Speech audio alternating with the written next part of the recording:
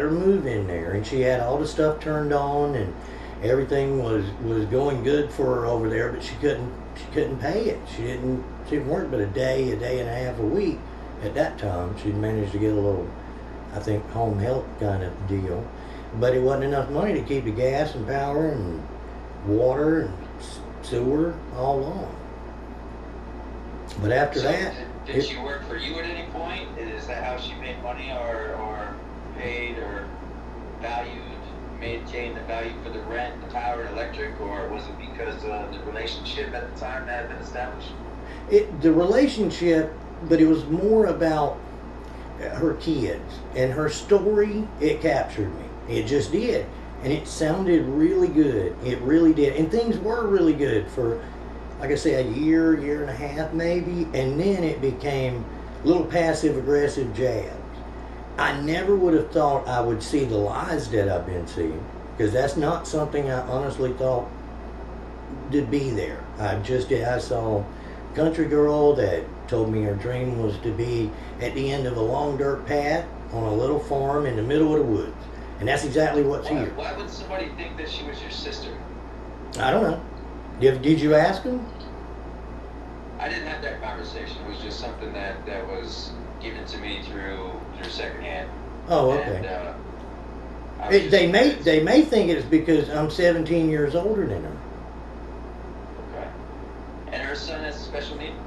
Yeah, he has a learning disability, and that's why he had IEPs, BIPs, IDEA, He's not 504. autistic. He's not autistic though. No. This boy is. I'm telling you, he's going to do a show with me, and everybody can make up their minds. But this kid has been through so much, Dick. 6 years of foster care and being placed somewhere other than his mother. And that was from 12 to 18. From 12 years old is when they took him. And 18 years old. And here's the irony. How many advocates are out there that now end up with the kid that 6 years ago, 5 years ago, they were advocating not to be adopted out, that then he's in the house. The 90% of the advocates that I've seen or had contact with, especially when I was starting out as Dick Liberty and with what we do, and finding corruption, 90% of the people that we've talked about in this conversation up until this point have been corrupt, phallus, some sort of drug addict, have eventually lost their kids, and totally shit publicly on the entire family rights movement. I agree. So I agree. when you look at the second, third, fourth, fifth, sixth degree effects of that, if the 369 principle wasn't correct, we wouldn't be here having this conversation right now. That's what I'm telling you. Right. Because this is something I haven't touched in a minute. You know, I've worked with other agencies. We've done other things. We've done child recoveries. We've done a few things, but not on this public scale. Not on the, hey, everybody look at me, I'm the best goddamn representative. And it turns out they don't even have, because they're their own kids. And have Right. That's the for, that's the real truth. Compulsion, stalking, and other things of that nature. I agree, brother. Look, I never, and I'm not saying that if you can't advocate or you can't help people if you're still in the middle of a case or if you lost your case. But you can't false advertise. You can't do Right.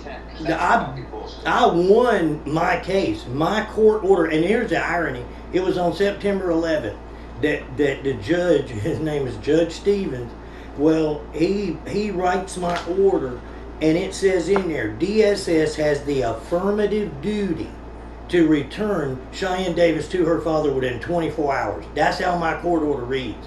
Well, affirmative duty is a legal term. And it means if you got an affirmative duty to return Randy's child to him and you don't, you can be civilly liable.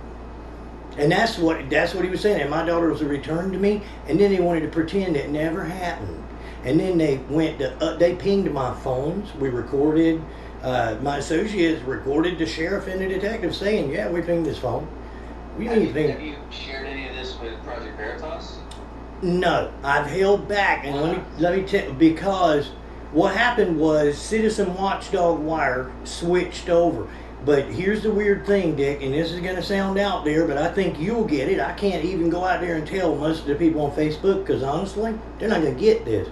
But during the time I was writing these articles, it was about HUD, NAHASTA, Section 8, and USDA mainly. I'm telling you, USDA, folks, you better keep your eye on agriculture. Look at the hearings that were today.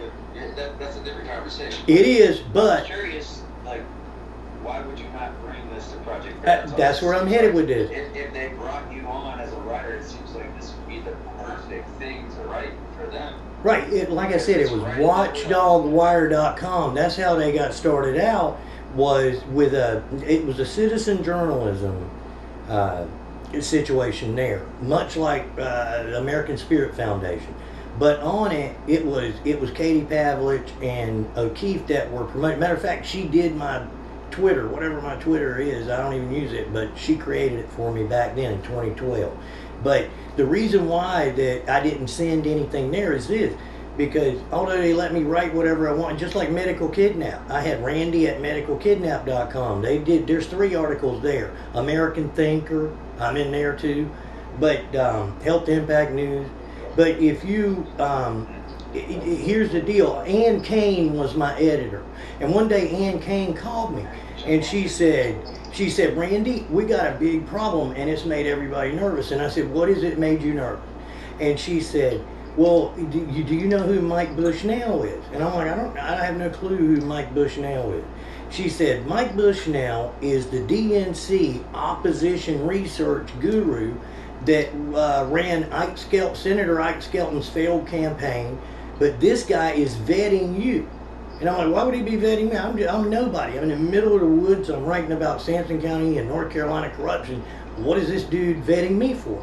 And they freaked out because of it. They freaked. Citizen Watchdog freaked. And it was like, what the heck do I do now? So I had a bunch of articles that I didn't publish later, but there was probably 20, 25 that Ann did for me. You said but watchdogwire.com? Watchdogwire.com. I'm trying to pull it up. It says it doesn't exist. Yeah, if you pull it, you will pull it up. Pull it up, writer Randy Davis, watchdogwire.com. And what happens is, and they may have switched it to... DavisWatchdog.com, or is it just Watchdog? Which one is it? WatchdogCitizen.com? Or? I don't know how it's going to pull up on Google, but I would think that would just pull it up. If not, I've got the article. It does not pull up. You said TeamRevItUp.com, right? No, TeamRevItUp.com is our domain. Yeah, that's your domain, right? Yeah. No, Citizen Watchdog Wire, or WatchdogWire.com is where I wrote, and Ann Kane was the editor. You can also look me up. I was on Sirius XM radio over the Redskins name. That's out there. You can. Yeah, let's do that. 1 second. I'm going to try and pull it up down here to see if we got it right so we're not making any mistakes. While I do that, we've talked about a lot of the stuff that we've done. Now we've kind of briefly touched on the accusations. We've touched on some of the PTSD. Are you willing to publicly apologize to Mr. JD and his wife and say, listen, I apologize. I did not make fun of you for going through the process you went through at the VA hospital and the PTSD? No. Why is that? Because I didn't do any of what you just said. I don't need to apologize for that which I didn't do and you have not shown. And I asked you 3 times, do you have any evidence of this? And you said, I've got a second-hand confirmed source because there was a first sergeant. And that's all fine. But I'm telling you, and you know this too, simply, there's a term, shitbird, okay? I've got plenty of people that are in the military that are around me every weekend, fishing with me and everything, and they would say, there are shitbirds. But that doesn't mean that they just get a pass because they are a veteran. Here's a funny thing. When you're in a DSS case, now those of you who have been in them, this is going to hit home with you. When you're in that case, there's 2 forms that have to be filled out at the onset, and they relate to this conversation. They relate exactly to this conversation. Those 2 forms are the Servicemen's Relief Act and the Native American Genealogy Act. There are two forms that federally have to be in a DSS case. In other words, the federal government is saying Native American ancestry is important when you're about to do this. And they're also saying the servicemen are important. But the woman in question, who can't produce anything she says I said about her, she's in Rudy Orr's video, and she's disparaging me. I'm Chief Bloody Tampon. I'm all sorts of things. I'm not native. I'm a fake native. And the mother in question called me a sand okay, and spit in my face, called me a fake Indian. There's more to this story than anybody knows, and nobody's produced any evidence of what you're saying. Nobody. Well, the point of me asking if you would publicly apologize is because if you didn't say it, if I didn't say it, and I wanted to clear and make it clear that I didn't say it, and I'm not bashing veterans, I would say, listen, I'm sorry for whatever breakdown in communication or miscommunication or whatever message may have been construed, JD. I'm not making fun of you, nor do I make fun of veterans with PTSD. So I never made fun of you, but I do apologize for whatever reason or how it got misconstrued. It was beyond my control, obviously, and beyond your control. So I hope that with this apology, you can understand that I don't have anything against veterans with PT. I didn't make fun of you, and I would like this to be an ended situation.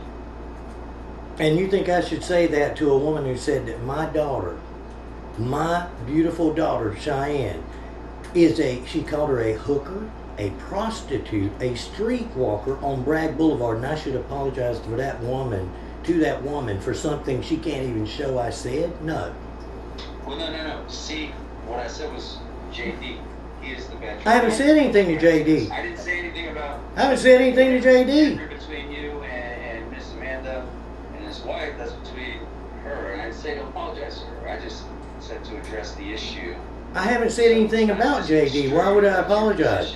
Veterans with post-traumatic stress. I have not done so. Look, you don't have any evidence of that. They don't have any evidence of that. Or if they did, you'd show it. What's the question?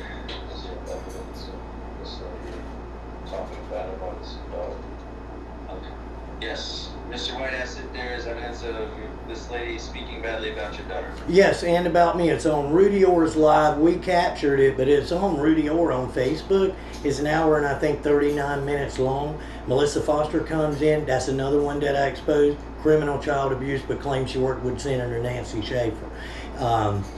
Amanda and Melissa came in, and a registered sex offender named Jason Byron Shoup is in it with Rudy and these women, and they know who he is. He's from Jacksonville, and he's a Marine. Jacksonville, North Carolina, as in Camp Lejeune.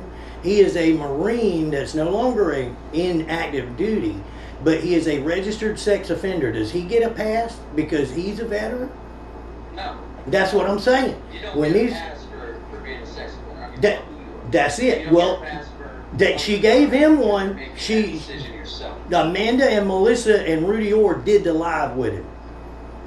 He's a registered sex. You can just go. Hey, look, y'all are researchers. Put in Jason Byron Shoup, BYRON, don't SHUPE, and don't even put anything else with it. And watch what pops up. North Carolina SBI. All right. And you know what? Here's the other thing, Dick. I pointed out to Connie Regula's people in Family Forward Project, because we had outed the fact she had blurbed David Shore. He's a registered sex offender. She had blurbed his book, and that Fran and her both had promoted Brian Robertson, who was convicted here in North Carolina, Guilford County, and 10 years in prison he served. But I called Connie Regula out, and she tried to sick her minions on me because I said, you got Jason Byron Shoup, a known registered sex offender in the Family Forward Project, and you're not getting rid of him. And the response was for them to come and get me, come at me, and for them to say, have we got to background check everybody? I'm like, no, but when somebody sends you the mugshot, you ought to at least look at it. Hey, here's a little secret. Anybody's going to come at you when you offend them and make them defensive. Okay? Defensive by calling out a pedophile? I'm going to make them defensive then. I'll make them defensive every day. So pedophile defends it, obviously. Just like, whoever beats their wife is going to be offensive when it's brought up. So, Pedophiles, I could care less if pedophiles are offended. Yeah, I really. I really. Hey, listen, if you're a pedophile and you rape children and you're part of the whole children trafficking situation, and our government actually has some fucking balls, they take you up in a chopper about 900 feet above the ground, light a blunt, and drop you into a fucking city square. Yes. That's what I would do. That's what I would do. I'd be there, fuel it up. But go back to the other subject, because we got to resolve this piece one time. So in relation to the only connection that I've seen between Amanda and JD has been Melissa. That's it. That's the only connection. That's it. Other than the fact we met JD and Amanda down in Georgia, and here's the deal. I have to apologize to Daniel Hatcher for this, because Melissa went in because we met JD. He was cool. They were drinking, having a good time. Amanda was cool. Hatcher was there, Daniel Hatcher. But the thing was that Melissa blamed Daniel Hatcher because Fran no-showed the thing. I knew she knew I was going to call her out at this. It was down in Georgia. So we're at the Senator Nancy Schaefer Memorial. I spoke at it, and a bunch of others did. But during that time, Melissa goes into the office and she comes out with a story that Daniel Hatcher had left weed all over the place in the cabin. Fran had halfway paid for. It caused a big stink. Brian Kenner had to pay for the cabin. But what's wrong with weed? There's nothing wrong with it. But this is what they're saying. In other words, I don't have a problem with weed. I'm trying to figure out how I can grow some here and get under the new aquaculture thing in North Carolina, Dick. I got no problem with that. I think that's, as a matter of fact, I don't know why weed is a big deal. Let's get back on the situation, because I So, want to bring this out. but here's the deal. Melissa had told us that it was Hatcher that threw the keys at the proprietor that was good enough, but it wasn't. It was Amanda. And that's what came out recently as well. And not only that, there's some things, Dick. This is one thing that really bugs me. These people are accusing me of things, but these people knowingly and willingly, after stealing my phone, illegally accessing my email, they sent Auntie Perry the emails that his ex-wife sent me 3 years ago, and those were emails with information in them. I didn't know her, but she said, I trust you, I've watched you for years. She said, but I want you to have this information should Auntie Parrot kill me and my girls. And she just sent it to me. That's all. During this, they went through everything in my phone, including those emails, and they sent them to Auntie Parrot. They sent him to that maniac, and they just jeopardized his ex-wife and children's life by doing so. So, I don't know what moral high ground they think they have, but to steal my phone, go into my emails, take over my Randy Davis profile, that's my real profile. This was Croatan Indians I was on. That's my real one. They've taken it over, handed it out to various people, the passwords, changed my emails, and then sent this maniac information that would put his ex-wife in danger. That's how much they care about safety and children. But I'll answer any other question. All right. Here's a couple of the other questions here.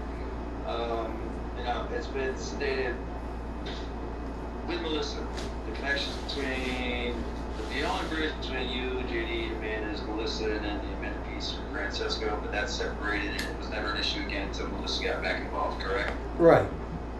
Okay, so the reason that I asked about the PTSD piece and how you deal with it and if you had to anger bar is because I'm sure you know and are aware of allegations that you went looking for someone with a gun on your neck, and you didn't find them, but during that action you stated I hope they had their gun too. Is that true or false? That's false. That's false? Mm-hmm. Do you carry a gun? I do. Is that something you carry openly and everywhere you go? Everywhere I go.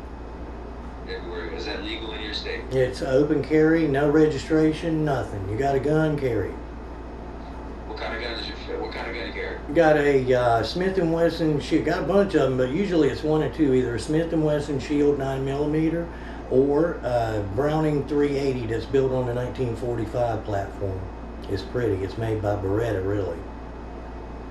Okay. And a Sig Sauer 40 caliber, but that one's too big to tote around. Do you have a habit of going to look for people and confronting them about things? No, and I didn't go looking anybody either. Okay. I can tell you what happened if you want. What happened? I went to Evelyn Marty McLeod's house right off Harnett Street, where Melissa used to live years ago when I met her, and then Marty threw her out. That's how she became homeless. Well, And this is an older lady? she's in her 60s, I guess. She's hot. She's pretty. Melissa was jealous of her. She's got legs look like Ginger on Gilligan's Island. She's pretty. I mean, she's tough. Okay, but the reason that I was Had you there. been there before with your open carry? Oh yeah, yeah. As a matter of fact, I used to go have sex with Melissa there every Sunday for a year. Okay.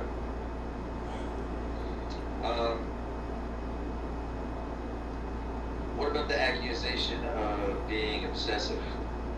Being obsessive.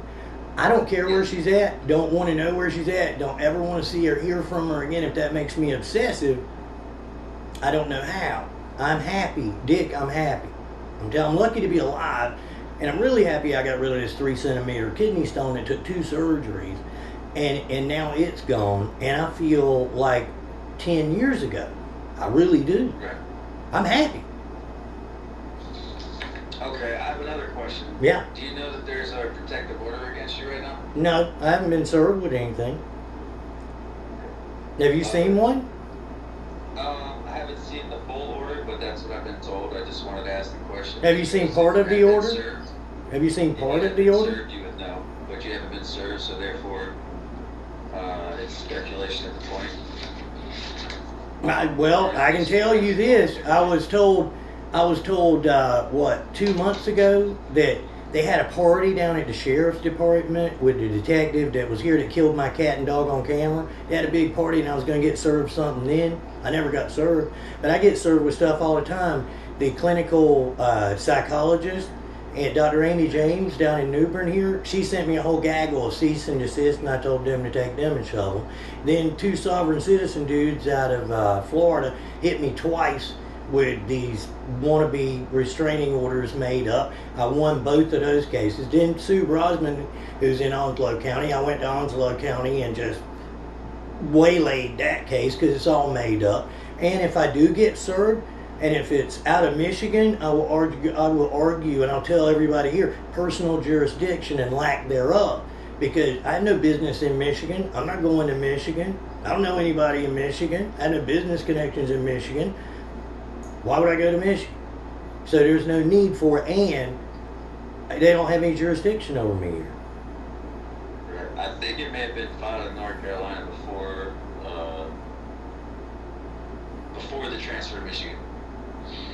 Now, That makes no sense whatsoever, but I'll go with it for 400. for 400, yes. All right, so for 800, let's ask: has there ever been any domestic violence situations between you and Melissa? No, never. Not once. Not ever.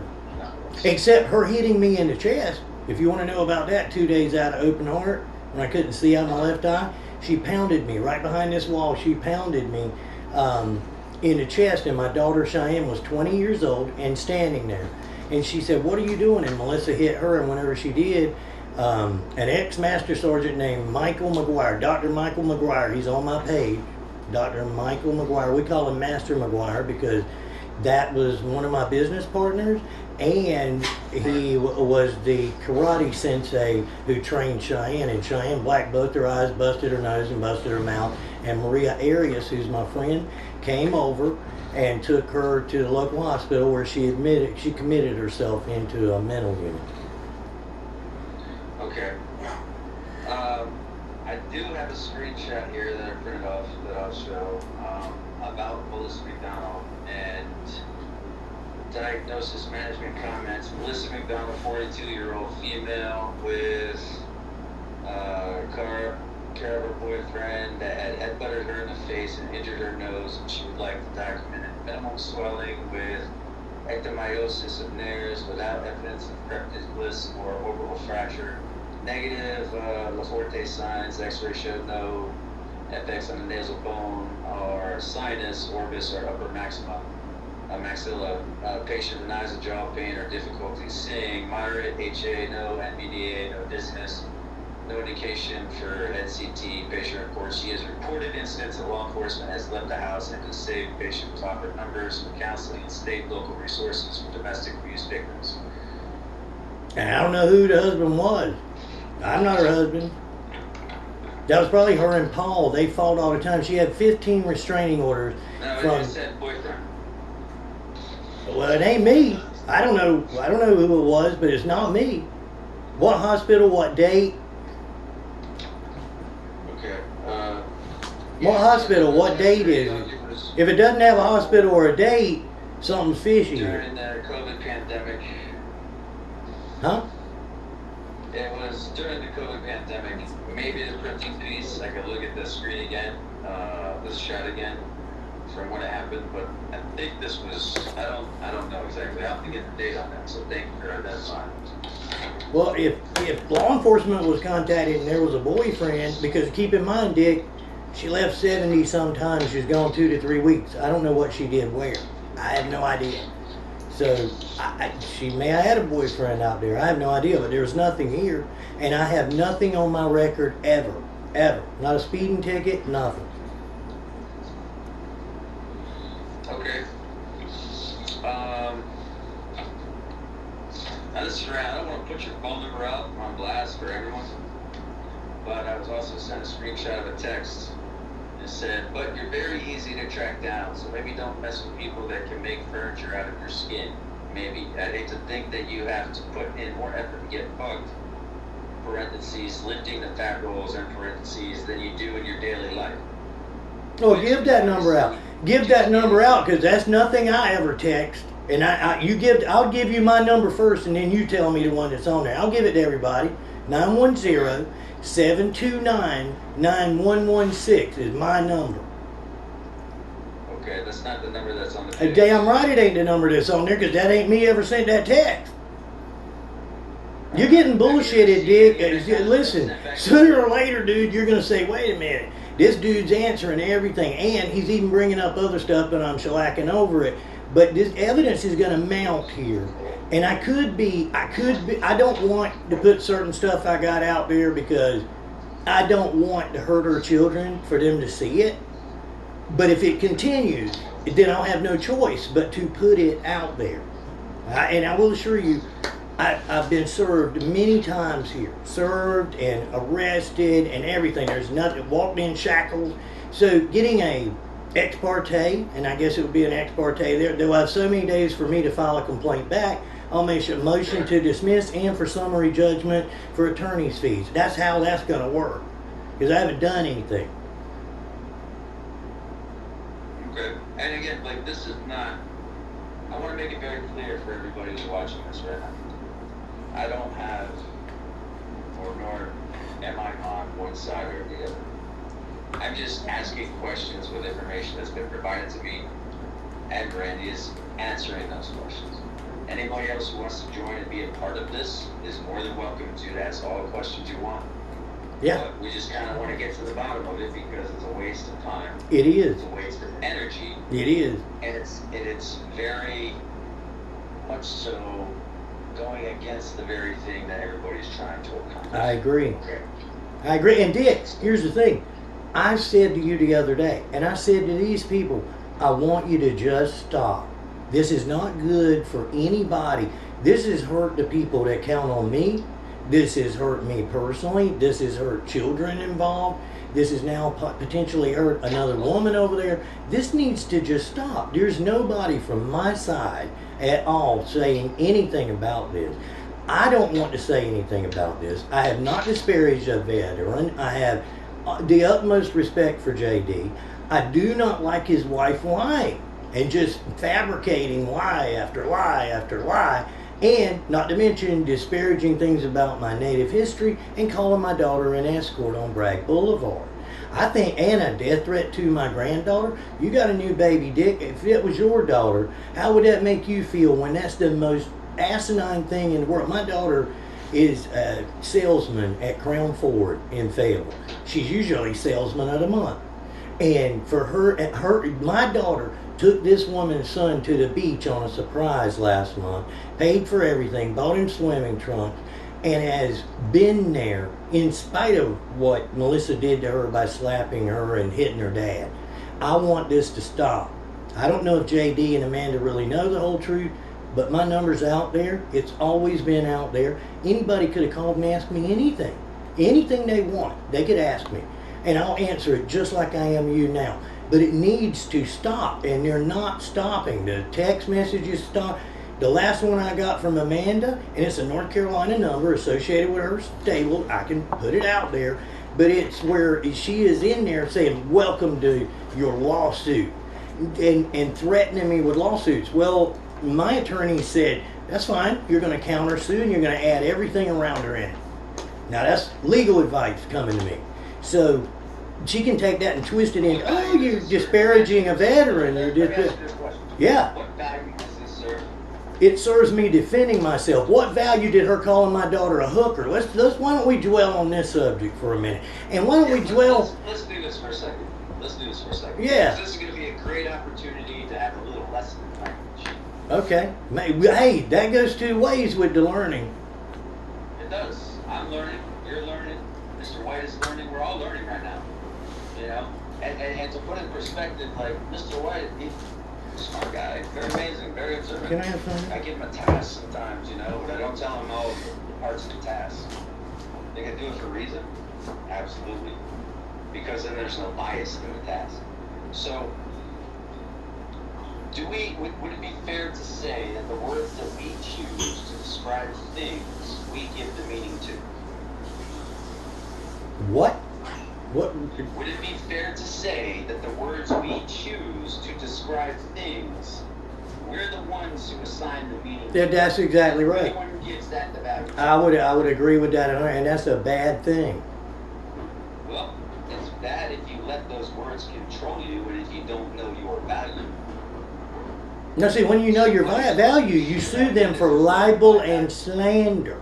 That's called libel and slander. It's part of that constitutional protection of that. Yeah, you can have free speech, but if you're going to lie in your free speech, all she's got to do is prove those allegations and prove because we do have the video. That's what she's worried about, and she should be worried about that video. FBC 9333102 red Honda Odyssey, Marty McLeod owner.